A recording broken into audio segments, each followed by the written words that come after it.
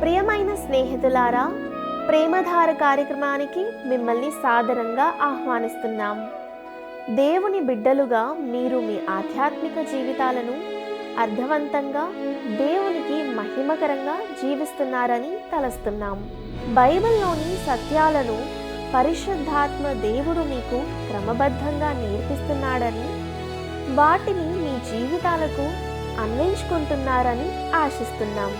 ఈనాటి పాఠంలో యేసు పరిసయ్యులను ఖండించిన వైనాన్ని గూర్చి, దయ్యం పట్టిన సురోఫేనికయ అనే స్త్రీ యొక్క కుమార్తెను మరియు మూగ చెవిటి వ్యక్తిని యేసు బాగు చేయడాన్ని గూర్చి, అందులో ఇమిడి ఉన్న అనేక ఆధ్యాత్మిక సత్యాలను గూర్చి తెలుసుకుందామా?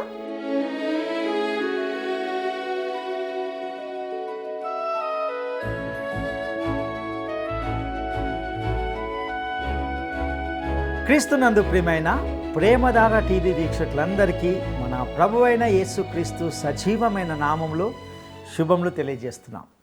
నేటి మన ఈ పాఠంలో మార్కు సువార్త 7వ అధ్యాయాన్ని ధ్యానించుకోబోతున్నాం. ప్రభువైన యేసు దేవుని చిత్తాన్ని నెరవేర్చే దేవుని సేవకుడు అని చూపడమే మార్కు సువార్తలోని ప్రధానాంశాన్ని ఈ అధ్యాయము వివరిస్తుంది. ఆయన కార్యశీలుడు. ఆనాటి రోమన్లకు మరియు పనిని పూర్తి చేయడం పట్ల ఆసక్తి ఉన్న ఎవరికైనా ఆకర్షణీయంగా అనిపించే పనులను ఆయన ఇందులో చేస్తాడు. రక్షకునిగా ఆయనలో ఉన్న అద్భుతమైన విషయం ఇదే. ఆయన రక్షించగలడు. అలా రక్షించగల ఏకైక వ్యక్తి కూడా ఆయనే. పాత నిబంధన ముగింపునకు మరియు క్రొత్త నిబంధన ఆరంభానికి మధ్య ఉన్నటువంటి కాలాన్ని నిశ్శబ్ద కాలము లేదా నిబంధనల మధ్య ఉన్నటువంటి కాలము, ఇంటర్ టెస్టమెంటల్ పీరియడ్ అని అంటాం.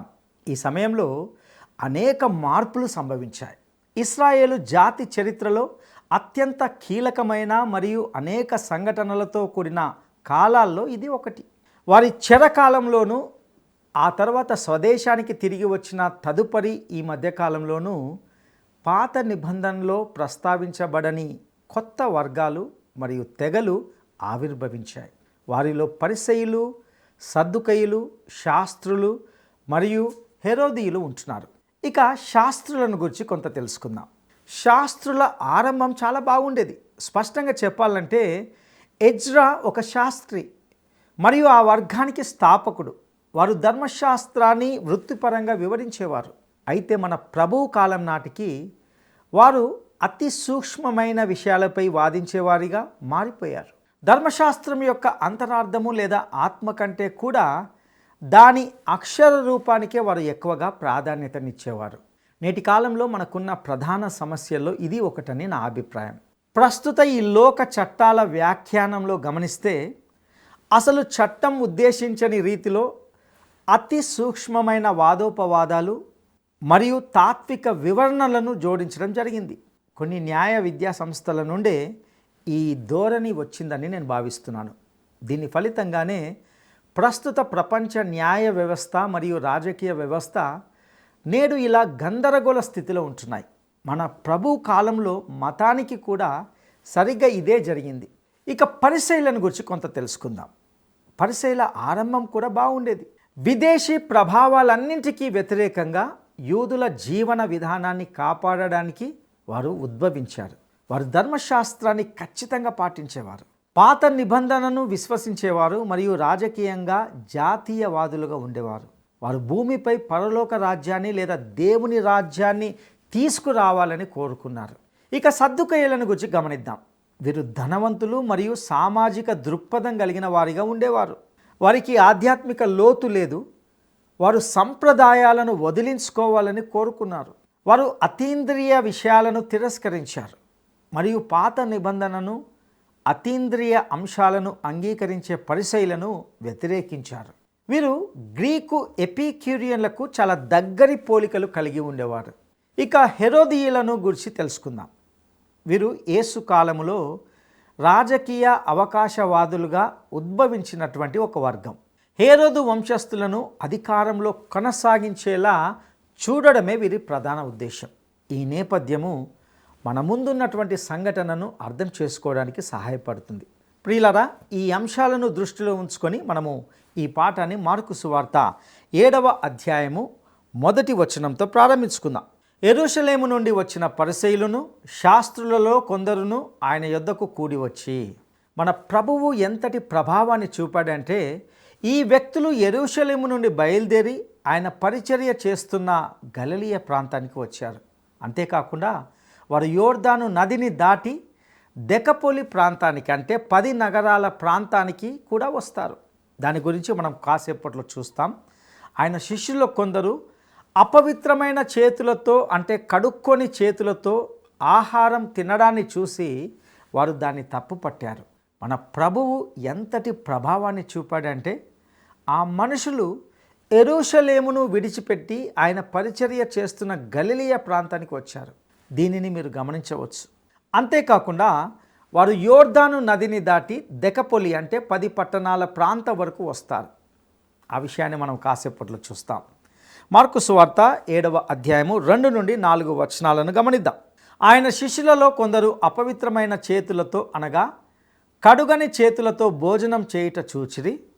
పరిసయ్యులను యూదులందరూ పెద్దల పారంపర్యాచారమును బట్టి చేతులు కడుగుకొంటేనే కానీ భోజనం చేయరు. మరియు వారు సంత నుండి వచ్చినప్పుడు నీళ్లు చల్లుకొంటేనే కానీ భోజనం చేయరు. ఇదియుగాక గిన్నెలను, కుండలను, ఇత్తడి పాత్రలను నీళ్లలో కడుగుట మొదలగు అనేకాచారములను వారు అనుసరించేవారు. దీని గురించి కాసేపు ఆలోచిద్దాం.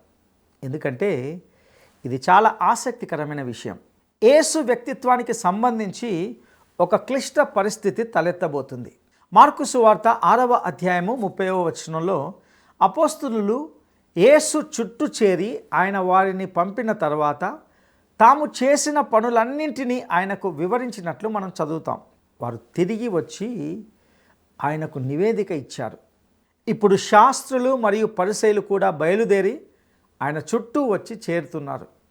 ఇక్కడ ప్రభువైన యేసు మరియు ఆయన శిష్యులకు, అలాగే పరిసయ్యులు మరియు వారి అనుచరులకు మధ్య ఘర్షణ జరగడాన్ని మనము గమనిస్తాం. ఒక వర్గము ఆయనను ప్రేమించే స్నేహితులైతే మరియు ఆయన అనుచరులతో కూడుకున్నదైతే, రెండవ వర్గము ఆయనను నాశనం చేయాలని చూసే శత్రువులతో కూడుకున్నది. ఇది ఎప్పుడు ఇలాగే ఉంటున్నది. 2 వర్గాలు ఉన్నాయి. ఆయనను విశ్వసించేవారు మరియు ఆయనను తిరస్కరించేవారు. వ్యక్తిగతంగా అడగాలంటే ఇంతకీ మీరు ఏ వర్గానికి చెందినవారు? అదే అత్యంత కీలకమైన విషయం. మీరు ఏదైనా సంఘంలో సభ్యులా లేదా ఏదైనా ఆచారంలో పాల్గొన్నారా అనేది ప్రశ్న కాదు. అసలు ప్రశ్న ఏమిటంటే, యేసుక్రీస్తుతో మీకున్న సంబంధం ఎలాంటిది? అదే అత్యంత కీలకమైన ప్రశ్న. ఇది యెరూషలేము నుండి వచ్చిన ఒక ప్రత్యేక బృందం అని స్పష్టమవుతుంది. యేసును గమనించి ఆయనపై నిఘా ఉంచడానికి వారిని గలిలయకు పంపారు. ప్రభువైన యేసును ఇబ్బందుల్లోకి నెట్టడానికి లేదా చిక్కుల్లో పడేయడానికి పంపబడిన మేధోపరమైన ప్రత్యర్థులు వారు. మన ప్రభువు తనను తాను సమర్థించుకున్న తీరు ఆయన దైవత్వానికి మరొక నిదర్శనమని నాకు అనిపిస్తుంది. ఎందుకంటే యోహాను సువార్త 7వ అధ్యాయము 46వ వచనంలో ఆ మనుషుడు మాటలాడినట్లు ఎవడునూ ఎన్నడూనూ మాటలాడలేదు అనేది స్వయంగా ఆయన శత్రువులే ఇచ్చిన సాక్ష్యం. వాస్తవానికి వారి సంప్రదాయాలను ప్రభువైన యేసు పూర్తిగా విస్మరించాడు. కాబట్టి ఆయనలో ఏదైనా లోపాన్ని వెదకడం వారికి కష్టమేమి కాదు. మరి ఇంతకీ వారి సంప్రదాయం ఏమిటి? వారు కేవలం మర్యాదను ఉల్లంఘించినందుకు శిష్యులను విమర్శించలేదు. కానీ పాత నిబంధనకు వారి వ్యాఖ్యానమైన సంప్రదాయాలను ప్రభువు వారి చేత పాటించనివ్వడం లేదనే వాస్తవం కారణంగా విమర్శించారు. ఇది ఆచార సంబంధమైన శుద్ధీకరణను సూచిస్తుంది. మరియు దీనికి పారిశుద్ధ్య చర్యలతో ఎటువంటి సంబంధం లేదు. ఈ ఆచార సంబంధమైన శుద్ధీకరణ పద్ధతి ఇశ్రాయేలుకు మాత్రమే ప్రత్యేకమైనదని మార్కు రోమీయుల ప్రయోజనం కోసం వివరిస్తాడు. మరియు అది నిజమే. దేవుడు ఇశ్రాయేలుకు శుద్ధీకరణ గురించి చాలా సమాచారాన్ని ఇచ్చాడు. పాత నిబంధనలోని లేవియ కాండంలో శుద్ధీకరణ గురించి చాలా బోధన ఉంది. అది చాలా ప్రాముఖ్యమైనది. ఎందుకంటే ఒక పాపి పరిశుద్ధుడైన దేవునితో సహవాసం ఆస్వాదించాలంటే ముందుగా శుద్ధీకరించబడాలి అనే గొప్ప పాఠాన్ని దేవుడు వారికి బోధిస్తున్నాడు. కానీ పరిసయ్యులు మోషే ధర్మశాస్త్రానికి వ్యాఖ్యానంగా ఉండవలసిన ఒక గొప్ప సంప్రదాయాన్ని నిర్మించుకున్నారు. మరియు వారిలో కొందరు మోషే వారికి ధర్మశాస్త్రం ఇచ్చినప్పుడే ఆ సంప్రదాయాలను కూడా ఇచ్చాడని వాదించారు. కాలక్రమేణా ఈ సంప్రదాయాలే ధర్మశాస్త్రానికి వ్యాఖ్యానంగా మారాయి. మరియు చివరికి ధర్మశాస్త్రం యొక్క అసలు ఉద్దేశం నుండి ఆ సంప్రదాయాల్లో చాలా పెద్ద మార్పు వచ్చింది. ఇక్కడ మన వాక్య భాగంలో ఈ సంప్రదాయంలోని కొన్ని విషయాలు వివరంగా ఇవ్వబడ్డాయి. వారు గిన్నెలను, కుండలను, ఇత్తడి పాత్రలను మరియు బల్లలను ఆచారబద్ధంగా కడిగేవారు. ఇదంతా ఒక రకమైన భారమైన పని మరియు పూర్తిగా బాహ్యంగా చేసే ప్రదర్శన. కడగడం అనే పదానికి వాడిన పదము బాప్టిస్మము. వారు గిన్నెలకు, కుండలకు, మతపరమైన వస్తువులకు, చివరికి బల్లలకు కూడా బాప్టిస్మం ఇచ్చారు. ప్రియమిత్రమా, ఇది మతపరమైన ఆచరణలో అతి తీవ్రతను సూచించే విషయం. మతపరమైన ఆచారాలను పాటించడంలో ఒక వ్యక్తి ఎంతగా లీనమైపోతాడంటే అసలు ఉద్దేశాన్ని మర్చిపోయే ప్రమాదం ఉందని దీనిని బట్టి మనం అర్థం చేసుకోవచ్చు. ఆ ఉద్దేశం ఏమిటంటే దేవునితో సంబంధం ఏర్పడడానికి ముందు ఒక వ్యక్తి దేవుని దృష్టిలో సరి అయిన స్థితిలోకి రావాలి. నేడు కూడా మనం సరిగ్గా ఇలాంటి పద్ధతినే చూస్తున్నాం. నిజానికి యేసు క్రీస్తు అనే వ్యక్తిపైనే మన దృష్టి ఉండాలి. కానీ చాలామంది మతపరమైన అంశాల గురించి వాదిస్తూ ఉంటారు. ఇప్పుడు మనము ముందుకు వెళ్దాం. ఇక మార్కు సువార్త 7వ అధ్యాయము 5వ వచనాన్ని మనం గమనిద్దాం. అప్పుడు పరిసయ్యులను శాస్త్రులను, నీ శిష్యులెందుకు పెద్దల పారంపర్యాచారము చొప్పున నడుచుకొనక అపవిత్రమైన చేతులతో భోజనము చేయుదురని ఆయనను అడిగిరి. వారు ఆయన శిష్యుల మీద చేసిన ఈ ఆరోపణ వాస్తవానికి ఆయనపై వ్యక్తిగతంగా చేసిన ఆరోపణే. ఎందుకంటే వారు ఆయన అనుచరులు. ఇప్పుడు మన ప్రభువు వారితో ఎలా వ్యవహరించాడో గమనించండి. అది ఏమాత్రము సౌమ్యంగా లేదు. ఇక మార్కు సువార్త 7వ అధ్యాయము 6వ వచనం. అందుకు ఆయన వారితో ఇలాగు చెప్పెను, ఈ ప్రజలు పెదవులతో నన్ను గణపరుచుదురు గాని వారి హృదయము నాకు దూరంగా ఉన్నది. అది మృదువైన మాట అని నేను అనను. వేషధారి అంటే కేవలము నాటకంలో ఒక పాత్రను పోషించే వ్యక్తి. ఇది రంగస్థలంపై నటించే నటుల కోసం ఉపయోగించే పదం. వారు ఎటువంటి వాస్తవిక అనుభవం లేకుండానే ఒక మతపరమైన ఆచారాన్ని పాటిస్తున్నారు. వారి పెదవులు, హృదయము వేరువేరు వ్యక్తులకు చెందినవి అన్నట్లుగా ఉండేవి. ఒక వెంట్రికవలిస్ట్ అనగా గొంతు మార్చి మాట్లాడే కళాకారుడు తన చేతులపై ఉంచుకునే చెక్క బొమ్మకు ఎంత హృదయపూర్వక అనుభవం ఉంటుందో వీరికి కూడా అంతే ఉంటుంది. నా ప్రేమిత్రమా, నేడు సంఘంలో కేవలము ఒక ఆచారాన్ని మాత్రమే పాటిస్తున్న వారు చాలామంది ఉంటున్నారు. అది నిజమైనది కావాలంటే అందులో హృదయపూర్వకమైన భాగస్వామ్యం ఉండాలి. రోమాపత్రిక 10వ అధ్యాయము 9-10 వచనాల్లో ఇలా చెప్పబడింది, అదేమనగా యేసు ప్రభువని నీ నోటితో ఒప్పుకొని దేవుడు మృతులలో నుండి ఆయనను లేపెనని నీ హృదయమందు విశ్వసించిన ఎడల నీవు రక్షింపబడుదువు. ఏలయనగా నీతి కలుగునట్లు మనుషుడు హృదయములో విశ్వసించును, రక్షణ కలుగునట్లు నోటితో ఒప్పుకొనును. నేడు ప్రజలు విశ్వాస ప్రమాణాలు, సంఘ ప్రకటనలు, బహిరంగ ఆరాధన, వేషధారణ మరియు వేరుగా జీవించడం వంటి వాటిలో నిమగ్నమై ఉంటున్నారు. ఇవన్నీ కేవలము సంప్రదాయాలుగా మారిపోవచ్చు. ప్రభువైన యేసు క్రీస్తుతో ప్రత్యక్ష మరియు వ్యక్తిగత సంబంధంగా ఉండకపోవచ్చు. ఇక మార్కు సువార్త 7వ అధ్యాయము 7వ వచనాన్ని మనం గమనిద్దాం. వారు మానవులు కల్పించిన పద్ధతులు, దేవోపదేశములని బోధించుచు నన్ను వ్యర్థముగా ఆరాధించుదురు అని వ్రాయబడినట్టు వేషధారులైన మిమ్మును గూర్చి యెషయా ప్రవచించినది సరియే. దేవుని వాక్యానికి బదులుగా మనుషుల నియమాలను ఉంచినప్పుడు ఆరాధన వ్యర్థమవుతుంది. కాబట్టి ఇప్పుడు మనము అసలు విషయానికి వస్తున్నాం. ఇక మార్కు సువార్త 7వ అధ్యాయము 8-9 వచనాలను గమనిద్దాం. మీరు దేవుని ఆజ్ఞను విడిచిపెట్టి మనుషుల పారంపర్యాచారమును గైకొనుచున్నారు, మరియు ఆయన మీరు మీ పారంపర్యాచారమును గైకొనుటకు దేవుని ఆజ్ఞను బొత్తిగా నిరాకరించుదురు. అసలు సమస్య ఇక్కడే ఉంది. వారు దేవుని వాక్యానికి బదులుగా మనుషుల సంప్రదాయాలకు ప్రాధాన్యతనిచ్చారు.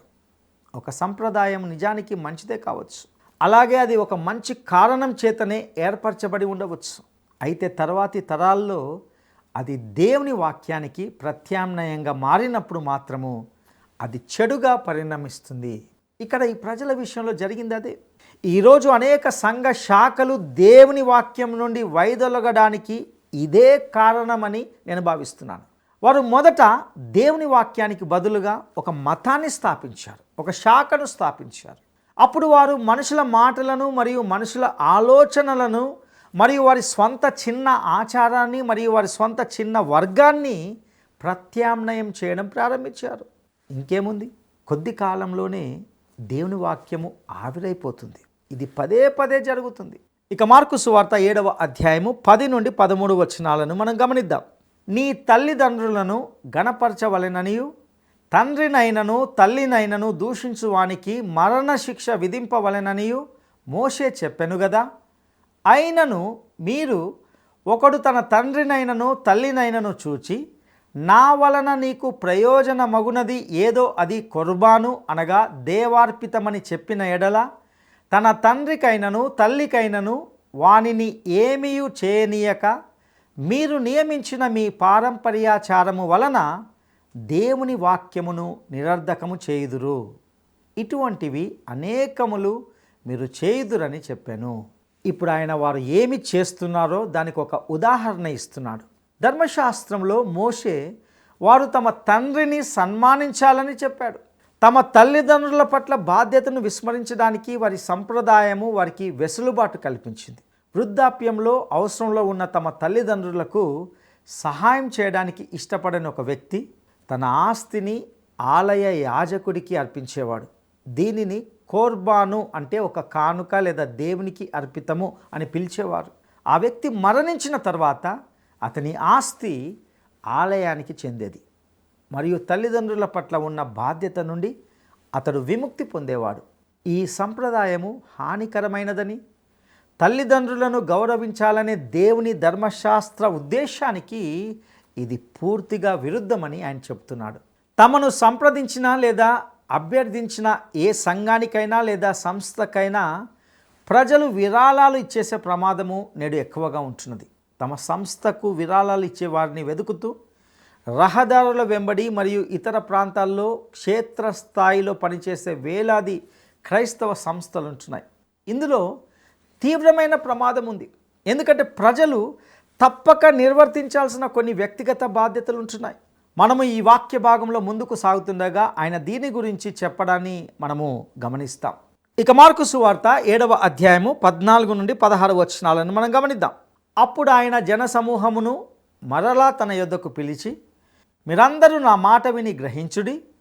వెలుపలి నుండి లోపలికి పోయి మనుషుని అపవిత్రునిగా చేయగలుగునది ఏదియూ లేదు కానీ లోపలి నుండి బయలు వెలునవే మనుషుని అపవిత్రునిగా చేయుననెను.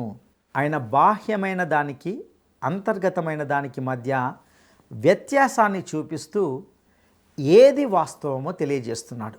మతం అనేది ఏదో పైపూత మందుల ఒంటికి రాసుకునేది కాదని ఆయన ఇక్కడ స్పష్టం చేస్తున్నాడు. అలాగే అది కేవలము తినేదో లేదా తినకుండా మానేసేదో కాదు. ఆ తర్వాత ఆయన ఇంటికి వెళ్ళినప్పుడు ఆయన శిష్యులు ఆయన దగ్గరకు వచ్చి ఆ ఉపమానం గురించి అడిగారని మీరు గమనిస్తారు. ఇక మార్కు సువార్త 7వ అధ్యాయము 18 నుండి 20 వచనాలను గమనిద్దాం. ఆయన వారితో ఇట్లనెను, మీరును ఇంత అవివేకులై ఉన్నారా? వెలుపలి నుండి మనుషుని లోపలికి పోవునదేదియు వాని నపవిత్రునిగా చేయజాలదని మీరు గ్రహింపకున్నారా? అది వాని హృదయములో ప్రవేశింపక కడుపులోనే ప్రవేశించి బహిర్భూమిలో విడువబడును. ఇట్లు అది భోజన పదార్థములన్నిటినీ పవిత్రపరచును. మనుషుని లోపలి నుండి బయలు వెలునది మనుషుని అపవిత్రపరచును. ఇక మనిషిలో నుండి నిజంగా ఏమి బయటకు వస్తాయో మనం పరిశీలిద్దాం. మార్కు సువార్త 7వ అధ్యాయము 21 నుండి 23 వచనాలను గమనిద్దాం. లోపలి నుండి అనగా మనుషుల హృదయములో నుండి దురాలోచనలను, జారత్వములను, దొంగతనములను, నరహత్యలను, వ్యభిచారములను, లోభములను, చెడుతనములను, కృత్రిమమును, కామ వికారమును, మత్సరమును, దేవదూషణయు, అహంభావమును, అవివేకమును వచ్చును. ఈ చెడ్డవన్నీయు లోపలి నుండియే బయలు వెళ్ళి మనుషుని అపవిత్రపరచునని ఆయన చెప్పెను. ప్రియులారా, మీరు ఎక్కడ నివసిస్తున్నా సరే ఉదయపు వార్తాపత్రికను కొని పూర్తిగా చదివితే గత 24 గంటల్లో మనిషిలో నుండి ఇవే బయటకు వచ్చాయని మీరు గమనిస్తారు. దురాలోచనలు, వ్యభిచారము మరియు జారత్వము అనగా అక్రమ లైంగిక సంబంధాలు, నరహత్యలు, కోపము అది కూడా హత్యతో సమానమే, దొంగతనాలు అనగా పనిలో సోమర్తనంగా ఉండడం కూడా దొంగతనమే, దురాశ అనగా భౌతిక వస్తువులు మరియు పదవుల పట్ల అత్యాశ లేదా ఆశ, దుష్టత్వము అనగా ఇతరులకు హాని కలిగించే ఉద్దేశంతో చేసే పనులన్నీ, అదేవిధంగా కపటము అనగా ప్రజలు చేసే నటన లేదా వేషధరణ, కామాతురత అనగా ఇంద్రియ సుఖాల వ్యామోహము, మత్సరము అనగా అసూయ, దూషణ అనగా దేవుని లేదా మనిషిని నిందించడం లేదా అపవాదు వేయడం, అహంకారము అనగా దేవుడు దీనిని అన్నింటికంటే ఎక్కువగా ఆశ్రయించుకుంటాడు, అవివేకము, మూర్ఖత్వము అనగా దేవుని పట్ల కానీ మనిషి పట్ల కానీ ఏమాత్రము గౌరవం లేకుండా చేసే పనులు, ఇవన్నీ కూడా మనిషి హృదయంలో నుండే వస్తాయి. అందుకే ప్రభువైన యేసు మీరు తిరిగి జన్మించాలని చెప్పాడు. ఇక సురఫెనికియా స్త్రీ యొక్క దయ్యం పట్టిన కుమార్తెను గురించి గమనిద్దాం. మార్కు సువార్త 7వ అధ్యాయము 24 నుండి 30 వచనాలు. ఆయన అక్కడ నుండి లేచి తూరు సీదోనుల ప్రాంతంలోకి వెళ్ళి ఒక ఇంట ప్రవేశించి ఆ సంగతి ఎవనికిని తెలియకుండా వలెనని కోరెను గాని ఆయన మరుగై ఉండలేకపోయెను. అపవిత్రాత్మ పట్టిన చిన్న కుమార్తె గల యొక్క స్త్రీ ఆయనను గూర్చి విని వెంటనే వచ్చి ఆయన పాదముల మీద పడెను. ఆ స్త్రీ సురఫెనికియా వంశమందు పుట్టిన గ్రీసు దేశస్థురాలు. ఆమె తన కుమార్తెలో నుండి ఆ దయ్యమును వెళ్ళగొట్టుమని ఆయనను వేడుకొనెను. ఆయన ఆమెను చూచి, పిల్లలు మొదట తృప్తి పొందవలెను, పిల్లల రొట్టె తీసుకొని కుక్క పిల్లలకు వేయుట యుక్తము కాదనెను. అందుకామె, నిజమే ప్రభువా, అయితే కుక్క పిల్లలు కూడా బల్ల క్రింద ఉండి పిల్లలు పడవేయు రొట్టె ముక్కలు తినును గదా అని ఆయనతో చెప్పాను. అందుకాయన, ఈ మాట చెప్పినందున వెళ్ళుము, దయ్యము నీ కుమార్తెను వదిలిపోయినదని ఆమెతో చెప్పాను. ఆమె ఇంటికి వచ్చి తన కుమార్తె మంచం మీద పండుకొని ఉండుటయు దయ్యము వదిలిపోయి ఉండుటయు చూచెను. ఈ సంఘటన గురించి మనం ఇంతకుముందే తెలుసుకున్నాం. మన ప్రభువు తన స్వంత దేశం దాటి బయటకు వచ్చి గ్రీకు దేశస్థురాలు మరియు తూరు పట్టణస్థురాలైనటువంటి ఈ స్త్రీని కలుసుకున్నాడని మీకు గుర్తుండే ఉంటుంది. ఆమె విశ్వాసముతో యేసు వద్దకు వచ్చింది. ఇక్కడ కుమార్తె అనే పదానికి వాడిన రూపము చాలా చిన్న బాలిక అని సూచిస్తుంది. మొదట్లో ఆమె పట్ల మన ప్రభువు ప్రవర్తించిన తీరు కఠినంగా అనిపించవచ్చు, కానీ మత్తయి సువార్తలో దీనిని అధ్యయనం చేసినప్పుడు మనము డిస్పెన్సేషనల్ అనగా యుగకాలము సంబంధిత వివరణను చూసాం. అది నిజానికి ఒక గొప్ప సత్యాన్ని వెల్లడిస్తుంది. ఇక్కడ మరొక గొప్ప విషయం కూడా వెల్లడవుతుందని నా అభిప్రాయం. అదేమిటంటే 4 సువార్తల యొక్క ఖచ్చితత్వం. తన దేశం వెలుపల నివసిస్తున్నప్పటికీ విశ్వాసం కలిగిన వ్యక్తికి ఈ స్త్రీ ఒక అద్భుతమైన ఉదాహరణ అని చెప్పవచ్చు. మరియు మన ప్రభువు ఆమె విన్నపానికి సమాధానం ఇచ్చాడు. ఈ స్త్రీ యొక్క విశ్వాసానికి సమాధానము ఇవ్వాలనే నిర్దిష్ట ఉద్దేశంతోనే ఆయన ఆ ప్రాంతానికి వచ్చాడా అని ఆశ్చర్యం కలుగుతుంది. ఇక దెకపోలి ప్రాంతంలోని చెవిటివాడు మరియు మూగవాడైన వ్యక్తిని గురించి తెలుసుకుందాం. మార్కు సువార్త 7వ అధ్యాయము 31వ వచనం. ఆయన మరలా తూరు ప్రాంతములు విడిచి సీదోను ద్వారా దెకపోలి ప్రాంతముల మీదుగా గలిలయ సముద్రం వద్దకు వచ్చెను.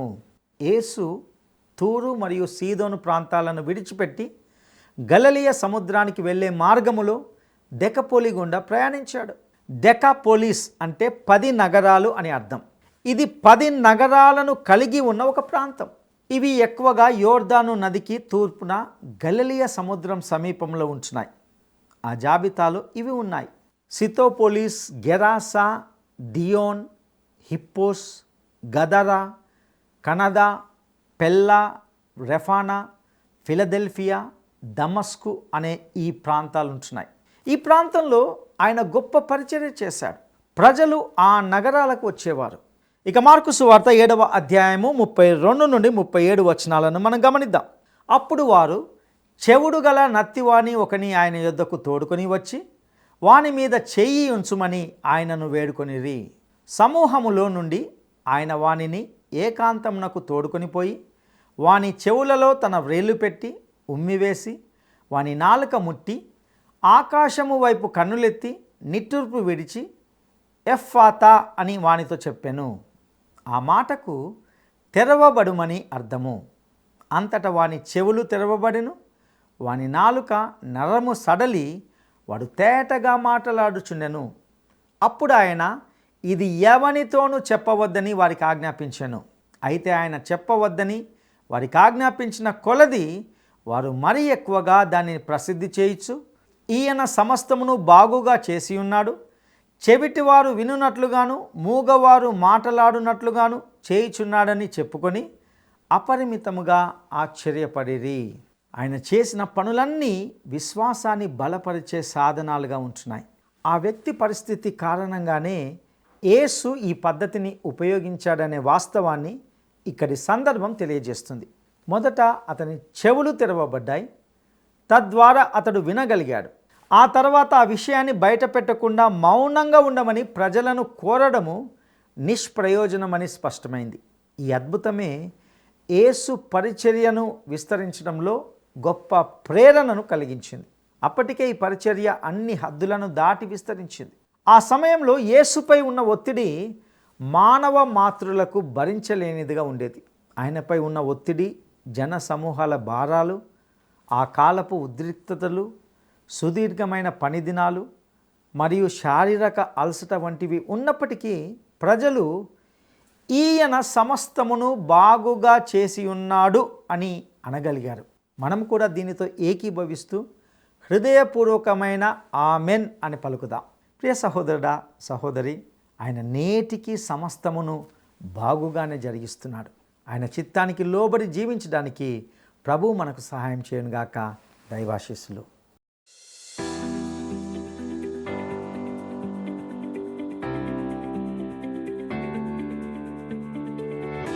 కుర్బాను అనే పదానికి అర్థం ఏమిటి? కుర్బాను అనే పదానికి అర్థం ఏమిటి?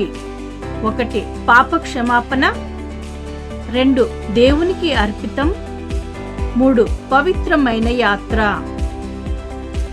ఈ ప్రశ్నకు సరైన జవాబును ఈ వాట్సాప్ నంబర్కు పంపండి.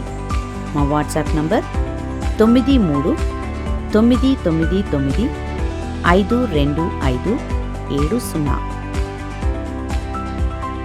గత కొన్ని రోజులుగా మనము మార్కు సువార్త అధ్యయనాలు ధ్యానిస్తూ ఇప్పటికే అందులోని ఎన్నో విలువైన సత్యాలను క్రమంగా నేర్చుకుంటున్నాం. ఈ క్రమబద్ధమైన అధ్యయనాలు మనలో ప్రతి ఒక్కరిని పురికొల్పుతూ ఎంతగానో ప్రోత్సహించాయని నమ్ముచున్నాం. ఇందులోని వాక్య సత్యాలను మన జీవితాలకు అన్వయించుకుందాం.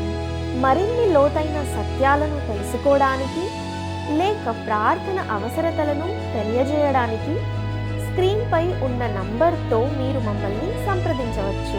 మీ ప్రతి ఫోన్ కాల్ మాకు చాలా విలువైనదని మీ కాల్ కోసం వేచి ఉంటాము. దేవుడు మీకు తోడై ఉండునుగాక.